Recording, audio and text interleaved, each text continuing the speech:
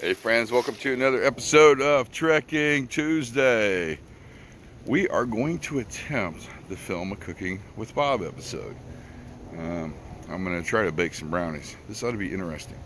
One little problem, the forecast has changed since yesterday, unfortunately. There's a front coming in. It's supposed to hit here about noon. So that means we're in the 50s right now. I want to say about 3 or 4 o'clock, we're supposed to drop into the 40s. Along with the front, there's going to be a lot of strong wind. Not good for filming, not good for a fire. They're talking gusts from 15 to 20 miles an hour. And it's going to be coming from the north, which is actually behind us right there. I'm hoping a lot of the tree cover, there's not much leaves or foliage left, will slow the wind down. All right, we're at my usual spot. I want to show you a couple things. First thing I discover when I get here, see this raised dirt? You know what that is? It's a freaking mole. Yeah, he's been digging around up here. Not sure why. Yeah, not a big deal. I also got another set of tarp, or actually there's 2 tarps there. I tried to find some at Wally World, did not have one. I went to Menards, I found them. They were an odd size. They're not 8x10. They're like, God, what was it? 9x11? I don't know. Oh! A lot of beaver activity. They took out more trees. But luckily they're leaving my area alone, so that's cool. But let's see what all they've done here. Yeah, see, they took that tree out there, and they've removed, I think, some more from over there. Oh, there's something else I need to show everybody.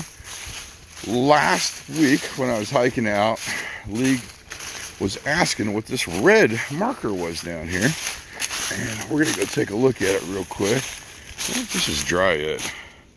Nope, not good for firewood. Lee, this is a river navigation marker. We've got the triangle on this side. Right here in the front, it's gone now. It used to list the location where you were at. And over here is another navigational marker. And I think this means port. So on the other side of the river would be starboard. And the starboard would be, southbound traffic, which means they have the right-of-way. You can't see it in the camera, but way down there, at least 2.5 miles, there's going to be another orange one. And then around that corner, there's going to be another one. And what they use these for is they'll navigate the channel. So the riverboat will come here, follow into that line.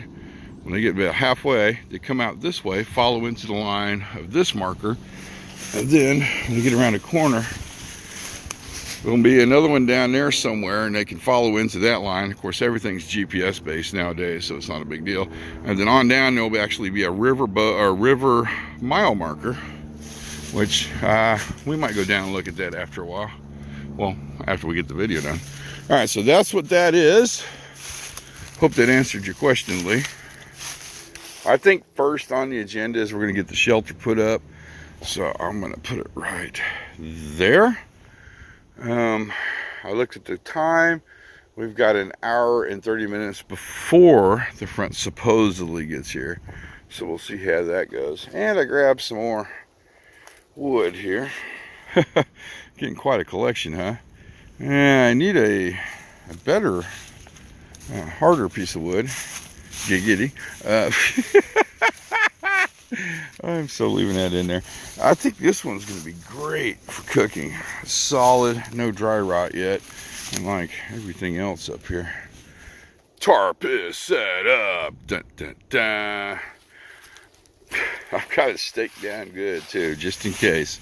Instead of using the normal stakes, those little suckers right there, I went ahead and went with the ones I made a while back.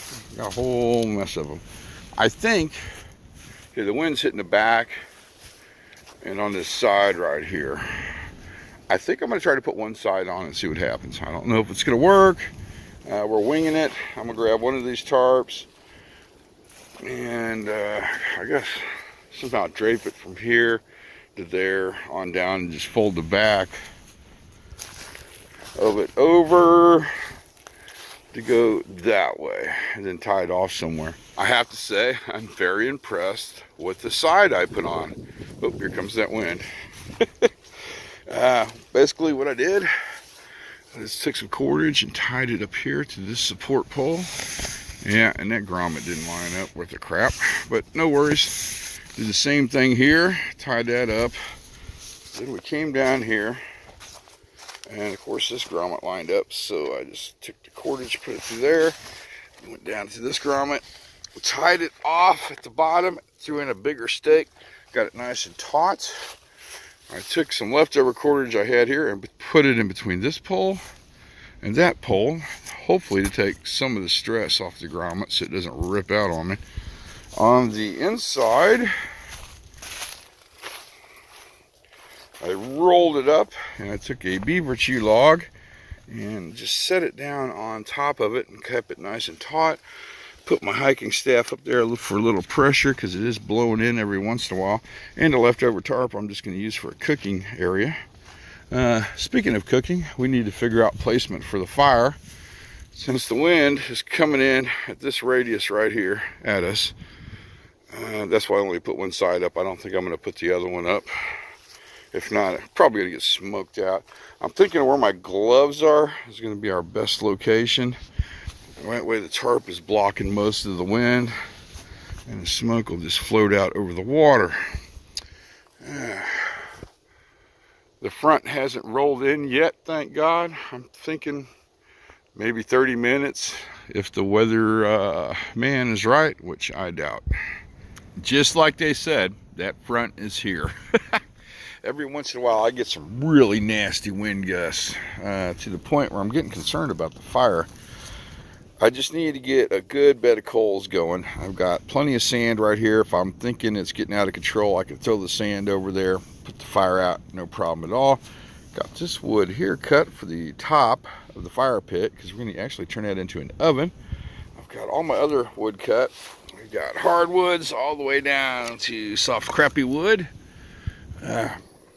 You can see in the sunlight, I don't know if you can see it in the camera, let's get over here, but when the wind blows just right, the heat goes right into the shelter. You can just see it on that back wall right there. Pretty freaking awesome. Right now, I'm kind of hungry. I'm thinking lunch. We need to go find a couple Ys, which should not be a problem with all this fresh deadfall over here. That's got potential. Oh, that's got potential right there. I'm just going to grab that. And once I get them Ys, I'll show you what I'm going to be making. So, we're going to take this summer sausage that I think should be refrigerated after open, put them on these skewers, put them over the fire, and we are going to warm them up and cook them. And they should taste awesome. First, we're going to clean our blade off with a little alcohol tab. Very carefully here. Oh, that looks good.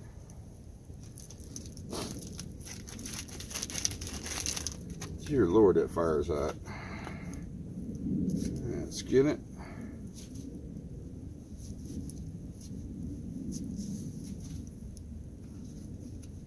And we're going to slice it up. Try not to drop any on the ground. Oh, yeah. And put them on the skewers and throw it over the fire. Actually, you know what? I think I'm going to end up cutting some more. That's good.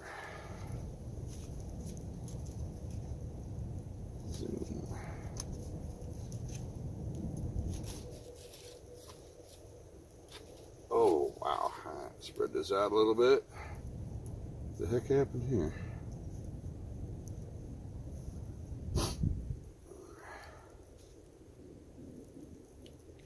Oh yeah, that is not going to take long at all. Look at them suckers sizzle. That side needs a little bit more. Then we're done. We need to find a plate of some kind. I do believe they're done. Oh yeah, they're sizzling. Put those little guys right there, let it cool down so I can actually eat them later. Alright, next thing. Put that there. There we go. let's take this little guy, put it here. And that's not going to work.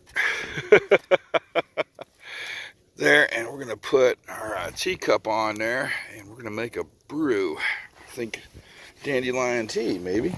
Yeah, man, that's what we're getting. It should fit. This is so hot. I mean, so good. Ouch. A little bite of that. Ooh, wow. Hang on. And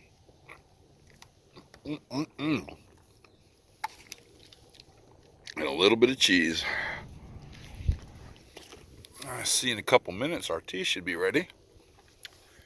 The wind has died down to nothing, and it is getting cold out, and I mean it's getting cold fast. Started the video 40 minutes ago. I'm not sure what's going on in there. I'm hoping it doesn't explode into a big fireball. We've got roughly 10 minutes left, and then we open it up and see what it looks like. I'm hoping okay. I'm afraid I put way too much mixture, brownie mix in the pan when I put it in there, so it might take a longer cook time. I don't know what's going to happen. I'm just hoping it doesn't catch on fire. Time check. I'm thinking it's almost 4:30. Once the sun hits that tree line, we've got luck. Well, we're lucky to get maybe 30 minutes, 40 minutes of daylight left to break camp down, which is not a big deal. My main concern is I want to get that fire started again, because it is really cold out here. All right, wish me luck. Hopefully the brownies came out okay. Video is done. Somehow a piece of tinfoil has blown into the fire pit. I need to get that out of there. Because, well, alright, we're just going to wait till the fire comes down before I grab it. Brownies came out awesome, guys. Look at that. Perfect.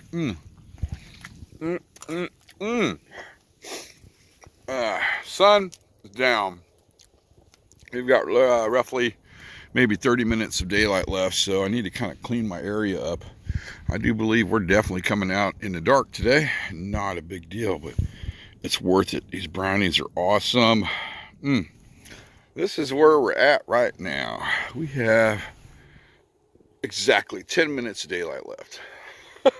Not much time, huh? Good thing I bring a flashlight. I cleared the entire area under the shelter out just to make sure I didn't leave anything. Packed up all my trash, put the brownies in a plastic bag because I'm going to eat them when I get home with milk. As long as the fire going, it's warm out. We're going to drop the tarp now because I can fold that in the dark, no big deal. But I do want to make sure I get all the tent stakes picked up and put back in the package, because I think I've got 4 back here. Yeah, there's 4 back here. I want to make sure I don't want to lose them. So we'll get that done. I did put these logs, let's come around here, that I used to put on top of the oven right here. I checked them thoroughly to make sure there was no hot spots before I did that.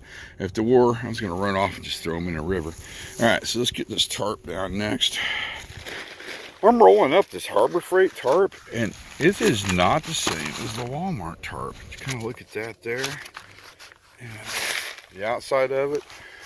And if we come over here to the Walmart tarp, it's different. It's got a different pattern and different weave. It's got like a square weave, and it's a little bit thicker. And this one, it doesn't feel right. I don't know. So it's going to be interesting to see how these tarps hold up throughout the winter. Yeah, it's dark. Man, I hate to put out a perfectly good campfire. Look at that. Beautiful coals. Oh, that's awesome, isn't it? Oh, well.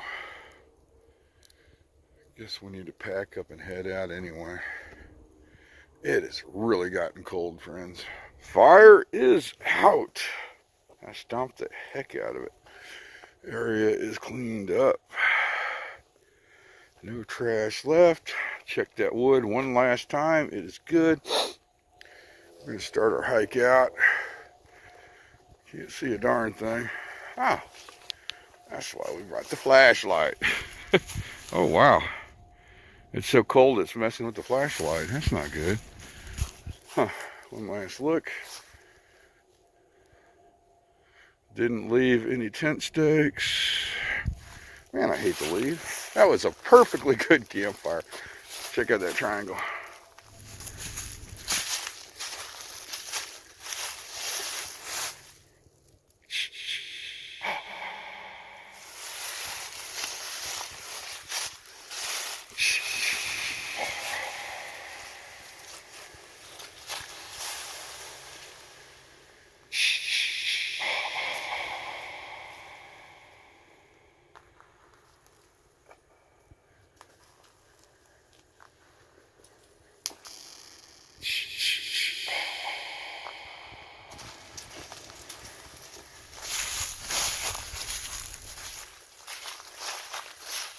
Oh no. I think my flashlight's starting to go out. Yeah, it's getting awful dim. This ain't good. Jeez. Oh crap.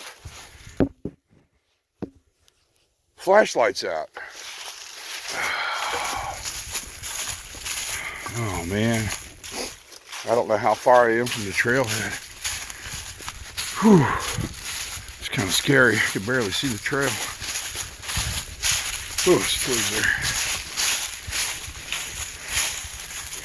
Can't see anything.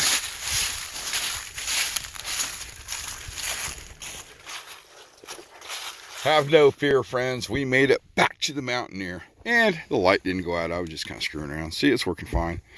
And plus, I got a way to charge it up if it does. I've got 1, 2, 3 light sources. And 1 emergency one if you want to count it. So I think we're good. But it's always a good idea to carry a light with you, no matter if you're hiking during the day or not. Because hiking at night without a flashlight is like an experience on its own. Things look really different, and if you don't know the area, you have no clue where you're going or where you're at. Okay, so I put the 2 8x10s that I got for Harbor Freight on the bottom. This is the Walmart 8x10 on the top. I just kind of hooked them all together with carabiners, and it actually loaded out pretty decent. We've got everything in the Mountaineer. Let's go up front and get rolling here. I'm pretty sure I'm in trouble, and we'll close the video out. Well, friends, it looks like it's officially time to wrap this video up. You know, it's a little hard to see out there. Let's do this. Hang on 1 second. Boom! There we go. Put a little extra light on so we can see where we're going. I had a pretty good day. I'm gonna like the new shelter setup. I think I'm gonna experiment with it just a little bit more to see what I can come up with. Don't worry, friends, I have not given up on the Lavu shelter system. I just like experimenting. And the brownies, what we got right there, little Mr. Possum there. Hey, buddy. The brownies came out great. Took a little longer to cook than I thought they would, but hey, it was well worth the wait. And I got some in a bag, and I'm gonna go home and have them with some milk. Hopefully not get in too much trouble when I get home. Well, that's it. We're gonna close this video out. Thanks for coming along with me on my journey, and I'll see you guys on YouTube.